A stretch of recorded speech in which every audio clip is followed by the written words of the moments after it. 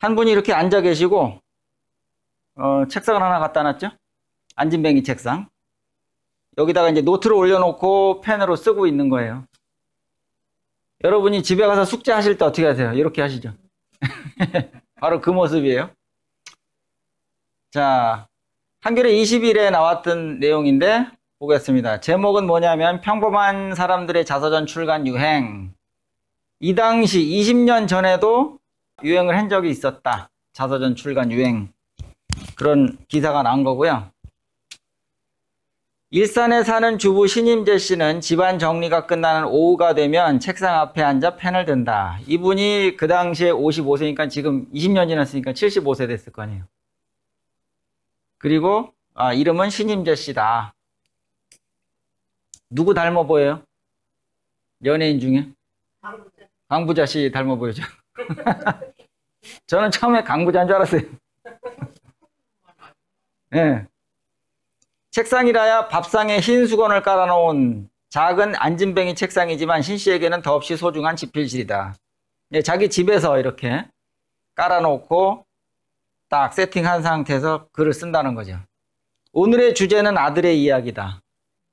오늘의 주제가 뭐냐면 여러분이 지금 쓰고 계시는 주제들 있잖아요. 이런 거예요. 이런 거. 오늘 이걸 쓸 것인가, 오늘 이걸 쓸 것인가, 이런 주제들. 그게 주제가 있어야지 그거에 대해서 글을 쓰잖아요. 그러니까 뭐 아들이면 아들, 또 며느리면 며느리, 또 뭐 아버지면 아버지, 이렇게 딱 주제를 잡아서 쓰는데 이날은 이제 아들에 대해서 쓴다, 그 얘기죠. 근데 아들의 방이라는 작은 제목을 쓰고 나니 소제목 있죠? 소제목이 뭐냐면 이런 거예요. 제가 오늘 나눠드린 거 스케이트는 사랑을 싣고, 이게 소제목이잖아요. 제목 쓰고 나서 글을 쫙 쓰는데 이제 소제목이 아들의 방이다. 그러면은 이 어머니는 지금 아들을 생각하면서 막 무수한 생각들이 떠올랐을 거 아니에요. 옛날에 키우면서 있었던 일들. 여러 가지 기억들이 필름 끊긴 영화처럼 툭툭 끊어져 떠오른다. 아장거리며 품에 달려들던 아들에게서 나던 달콤한 우유 냄새. 어디까지 거슬러 올라갔냐면 아장거리며 달려들던 그 시절까지 거슬러 올라간 거예요. 지금은 이제 장성한 아들이 됐고. 그 다음에 이제 고등학교 확 뛰어넘었어요. 고등학생 때 절뚝거리며 학교에서 돌아온 아들의 다리에서 본 시퍼런 피멍과 대학 입시를 앞둔 아들 앞에서 산산조각을 낸 워크맨의 파편들. 지금 여기를 읽어보면 이게 무슨 내용일지 짐작이 가요. 무슨 내용일까요? 네, 아들이 다쳐가지고 돌아왔는데, 네, 그런 것도 있었고, 그 다음에 또 고3이면 대학 준비를 할 때인데 애가 공부를 제대로 안 하고, 워크맨이 뭐냐면은 이렇게 귀에 듣는 거, 음악 있잖아요. 음악 듣는 거, 카세트 테이프. 옛날에는 그걸 들었잖아요. 그걸 집어 던졌다는 거예요. 무슨 뜻일까요? 아들하고 이제 싸운 거죠. 야, 이놈의 새끼야, 너 공부 안 하고 뭐 하는 짓이야? 그러면서 상상이 되죠. 네. 아들과의 그 갈등, 그런 것이 막 생각이 나서 쓴다 얘기예요. 이웃집에 강도가 들었다며 재수생이던 아들을 불심 검문하던 경찰 앞에서 내 아들이 강도처럼 보이냐? 그러면서 동네 사람이 모이는 줄도 모르고 눈물 범벅되어 소리 지르던 자신의 모습이 떠오를 즈음 어느새 눈가가 축축해진다. 이건 무슨 말이냐면 그 속썩이던 고3 때 속썩이던 아들이 대학에 떨어졌나 봐요. 그래서 또 재수하고 삼수하고 재수를 하는데 재수하는 것만도 억울해 죽겠는데 거기다가 이제 뭘 했는지 강도로 몰렸단 말이죠. 그러니까 엄마 입장에서는 막 가슴이 아프겠죠. 그래서 이렇게 막 소리 지르면서 싸웠다. 그런 내용이 나왔어요. 정작 글이 진도 나가는 시간보다는 혼자서 빙그레 웃다가 울기도 하는 시간이 훨씬 길지만 이렇게 습관처럼 글을 써내려간 지 벌써 1년이 넘었다. 이 글을 쓴 지 몇 년 됐다고요? 1년. 그러니까 글을 쓰기 시작해서 1년 동안. 엄청난 오랜 시간이죠. 근데 이게 습관이 돼야 돼요. 여기 이분이 말한 것처럼 습관처럼 계속 써야지 그만큼을 쓴다. 그런 거죠. 예를 들면 작가들도, 전문 작가들도 책 한 권 쓰는데 하루 이틀 해서 되는 게 아니에요. 6개월, 1년이 걸린단 말이죠. 소설가들은 보통 1년에 한 권 정도 목표로 하고 쓰잖아요. 그죠? 근데 또 잘 써야 되니까 뭐 대충 쓰는 거하고 또 다르죠. 그 사이 엄마 손을 잡고 쑥을 캐러 다니던 어린 산골아이가 장성한 아들을 장가 보내는 중년의 아줌마가 되기까지 넘었던 삶의 고개들로 채워진 노트가 100쪽을 넘었다. A4 용지 100쪽! 이거 100페이지. 쓰실 수 있으세요? 이거 100페이지. 엄청난 양이에요. 그러면 그거를 책으로 만들면 몇 페이지가 나올까요? 이거하고 책하고 또 다르거든요.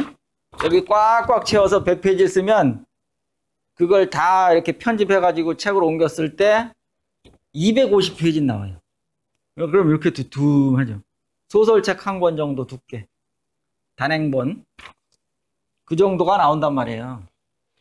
되게 열심히 잘 한 거죠.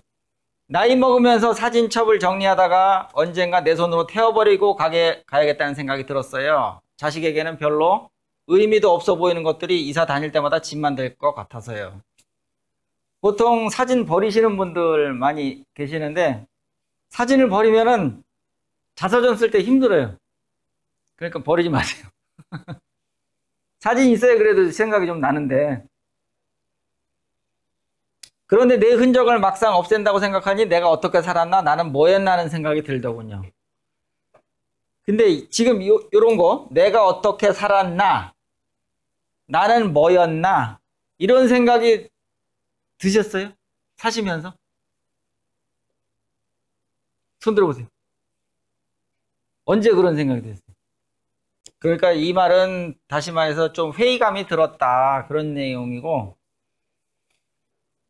흔히 하는 말이 있잖아요. 아이고, 세상살이가 뭔지, 뭐 돈이 뭔지, 자식이 뭔지, 그런 것처럼 이렇게 좀 허탈한 마음이 들었다, 그런 생각을 하게 됐다.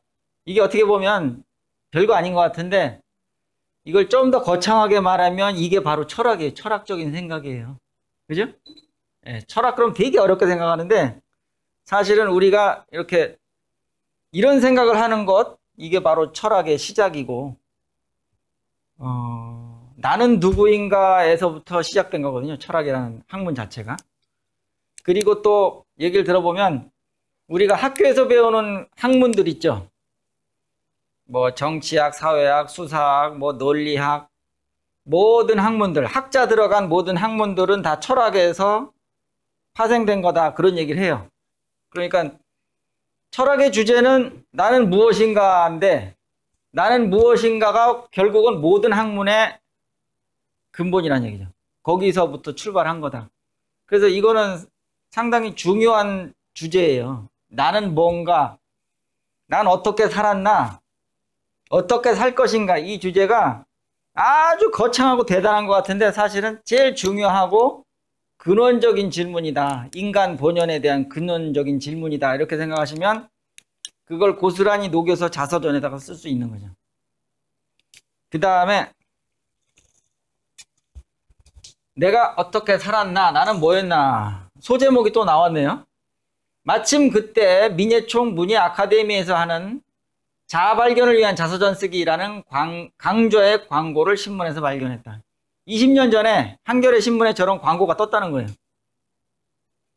유명인들이나 쓰는 자서전을 내세울 것 하나 없는 자신이 쓴다는 게 우스웠지만 자아를 발견할 수 있는 기회라는 광고 문구에 솔깃해서 문화센터 한번 다녀본 적 없는 신씨였지만 덜컥 등록하고 말았다.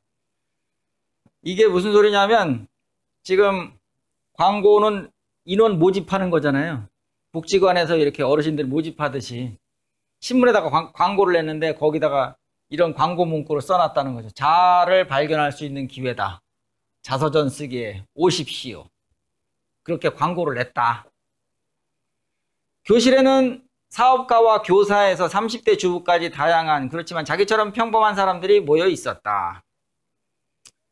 자서전을 쓴다고 해서 유명하고 대단한 사람들만 오는 게 아니라는 거 여기서도 알 수 있죠.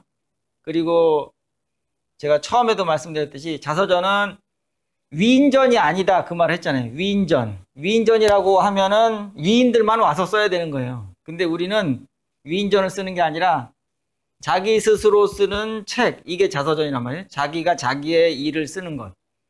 그러니까 누구나 쓸 수 있는 거죠. 뭐 훌륭한 일을 했든 그렇지 못하든 간에 아무나 다 쓸 수 있는 게 자서전이다. 그렇게 생각하시면 되겠고, 처음에는 숙제로 내준 종이 한 장 채울 내용이 떠오르지 않아서 밤을 새우기도 했다. 밤을 새워서 숙제를 했대요. 예, 여러분도 그렇게 하셔야 돼요.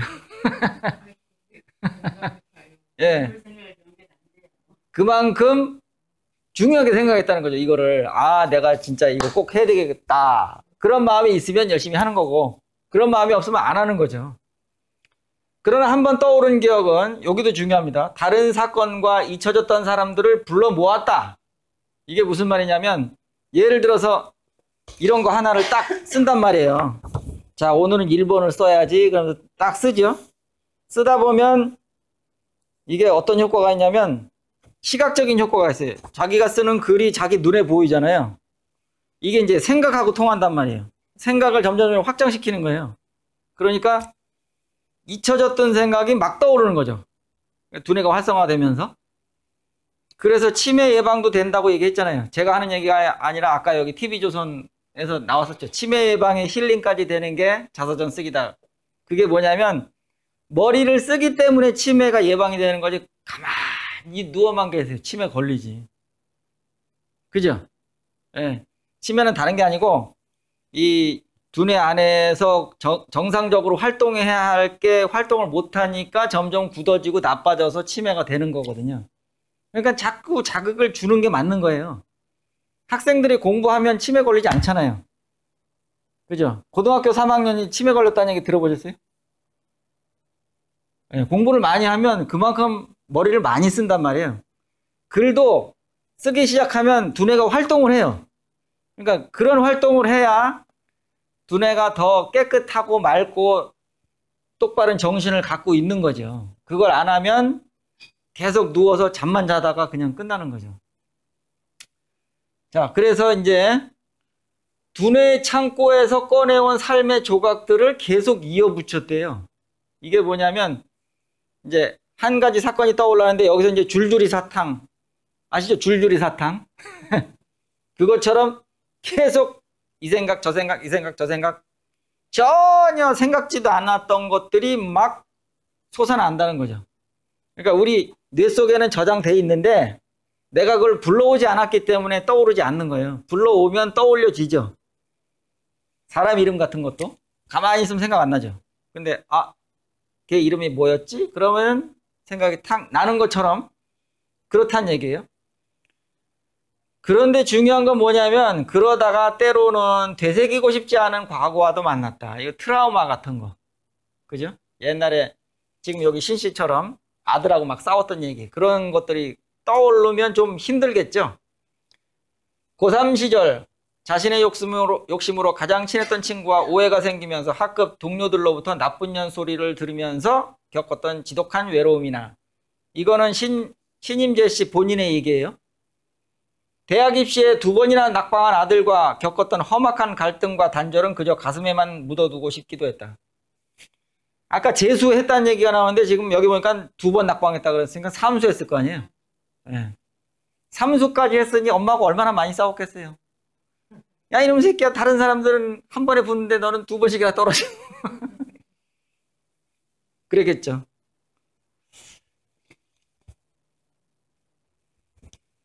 어떻게 보면 자식 교육에도 실패했고 사회 활동에도 낙오한 인생이지요. 이건 자기가 자기 자신에 대해서 지금 생각하고 있는 거예요. 그러나 정리를 하고 보니 고통스러웠던 시절도 제 삶에서 빼놓을 수 없는 부분이었다는 걸 깨닫게 됐어요. 이것도 중요한 말이에요. 여러분이 지금 본격적으로 제대로 막 10장, 20장 이렇게 아직 안 쓰셔서 잘 모르시겠지만 이 정도 많은 양을 쓰게 되면요, 그 이후에 자기에게 나타나는 그 효과들, 긍정적인 효과들이 있어요. 이 사람은 이제 이만큼을 썼으니까 아는 거죠. 결론이 뭐냐면 이거예요. 고통스러웠던 시절, 트라우마 같은 그 치열했던 시절도 내 삶에서 빼놓을 수 없는 부분이었다는 걸 깨닫게 됐다. 이게 무슨 말일까요? 예를 들면 이런 거죠. 내가 70년을 살았는데 한 30살 정도 됐을 때 아주 불의의 사고를 당해서 내 인생이 망가졌다. 나락으로 떨어졌다. 그럴 수 있잖아요. 나락으로 떨어져서 내 마음에는 항상 그게 불씨로 남아있고 앙금으로 남아있고 날 괴롭힌다. 그런 게 있을 수 있는데 그거를 그렇다면 내 삶에서 빼놔야 되는 거냐. 삭제할 수 있다면 삭제를 하는 게 맞느냐? 아니면 삭제하지 않고 그 인생을 그냥 받아들이는 게 맞느냐? 어떤 게 맞는 것 같으세요?